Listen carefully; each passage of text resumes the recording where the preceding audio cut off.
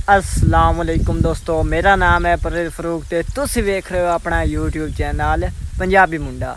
ते उम्मीद करदा तुसी सारे ठीक ठाक होंगे, हसदे वसदे वदे वसो। ते अज दा करदे हैं यार नवा व्लॉग स्टार्ट। ते तुसा सारे भाइयों दा हो गया वेलकम पंजाबी मुंडे दे व्लॉग ते। अज दा यार बहुत ही खूबसूरत व्लॉग बनाना, बहुत ही मज़े वाला बनाना। किस तरह बनाना, क्योंकि यार मैं बताऊँ ये बस वेला थोड़ा घर ते थोड़ी मतलब कि बारिश लत्थी हुई आई। तो मैं चलो चलिए अपने खेतों में कोई सैर वगैरह कर रहा है, बड़ी हवा ही ठंडी ठंडी चली हुई है। तो मैं चलो नाल व्लॉग ही दोस्तों ने विखाया जाए भाई अस की कर रहे हैं, की काम करते हैं। चलो नाल दोस्तों ने विखाइए बारिश इंजॉय करन खेतों में। तो जिस भाई ने किया चैनल सबसक्राइब हो जल्दी जल्दी मारे सबसक्राइब, तो वीडियो करे लाइक, तो चैनल जरूर करना सबसक्राइब। तो इंशाल्लाह आई बहुत मज़े वाला बनाना तुम विखाइंदे अपने खेत।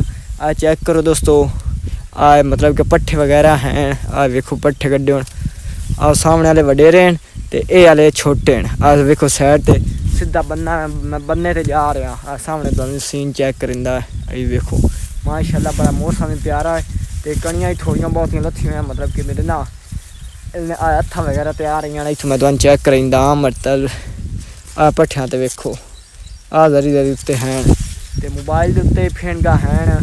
तो मैं चलो चलते हैं यार दोस्तों ने माहौल चेक करते हैं। बारिश की माहौल है, बड़ी हवा ठंडी ठंडी चली हुई है। चेक करो ये चेक करो।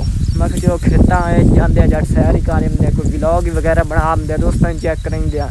तो तुम कमान की फसल चेक करेंगे तैयार हुई खुद, मतलब कि गन्ने की फसल आ चुकी है, तुम दिखाते हैं। चेक कर लो। तो आ सामने साढ़े पिंड नूं सड़क वही है, सीधा पिंड है। तो मैं इतने जूम करके दिखाता अपना पिंड खलोता। तो मैं दोस्तों सोचा चलो यार खेतों में जाता तो मुझे पे चलो नाल कोई व्लॉग ही बनाया जाए, तो दोस्तों ने विखाया जाए भाई की माहौल है मौसम का, तो मतलब खेतों की की हालात है। फिलहाल जुत्ती का नहीं पाई, मैं चलो यार जो है ना बारिश लत्थी तो जुत्ती वगैरह टुट सकती है ना। मुड़ चलो सकून नाल चलते हैं बन्ने वगैरह तो जावना। चेक करो नाल कमान दे ते नाल आ पट्ठे। तो तुम जी मतलब कि नाल फसलें खोतियां ने तुम मैं आख्या चलो विखा दें दोस्तों नाल शेयर कर देंगे कि अज की मौसम है। तो नाले दोस्तों जी अजकल की मौसम चलती पई है वो मतलब कि खेतों च मतलब कि केड़ी शै उगाई जा रही है।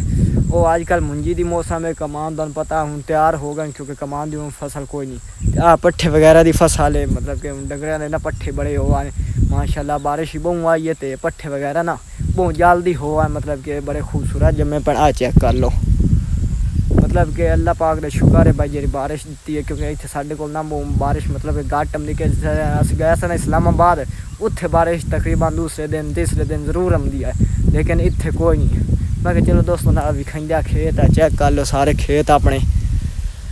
तो दोस्तों अज तो यार करते हैं व्लॉग का इतना ही एंड। अगर तुम्हें अज का साडा व्लॉग अच्छा लगा तो चैनल जरूर करना सबसक्राइब, तो वीडियो में करना लाइक। इंशाल्लाह मिलसा है नैक्सट वीडियो व्लॉग तो कमेंट जरूर तुसें दसना भाई साडा व्लॉग की हो जा लगा। अगर अच्छा लगा तो कमेंट जरूर दसना। अल्लाह हाफिज़, बाय बाय, अपना ख्याल रखें। इंशाल्लाह नैक्सट व्लॉग मिलसा कोई नवा बनावांगे तो बहुत ही ज़बरदस्त बनाएंगे। अल्लाह हाफिज़, बाय बाय।